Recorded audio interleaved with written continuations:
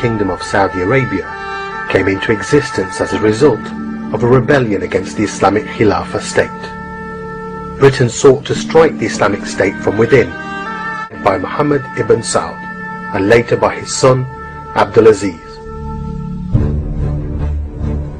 Britain supplied them with weapons and money, and they moved on a sectarian basis to seize the Islamic lands, which were under the authority of the Khilafah.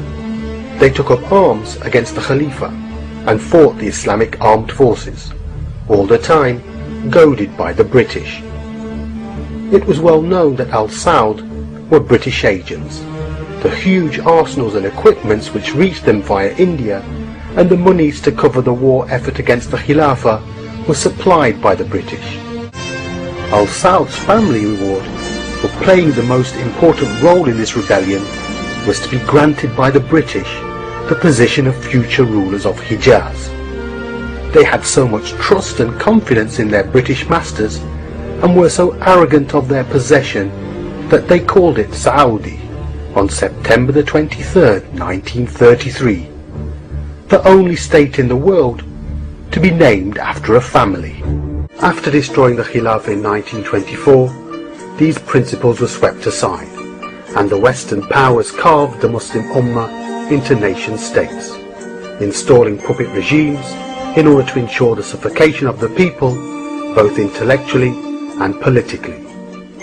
Saudi Arabia is one of these imperialist creations, a near-perfect illustration of the nature of the regimes in the Muslim world, and the servant-master relationship they have developed with the Western powers.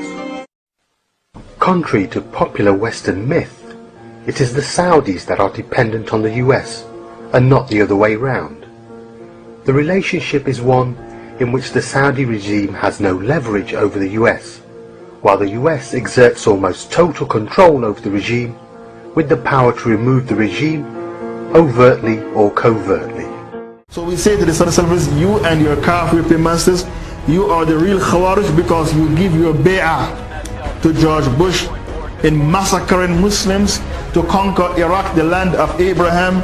So you have reinterpreted Islam to give power to the Dajjal to kill Muslims. You have given your wala, your allegiance to the army of the Dajjal to conquer Iraq and to conquer Afghanistan and to massacre thousands of Muslims.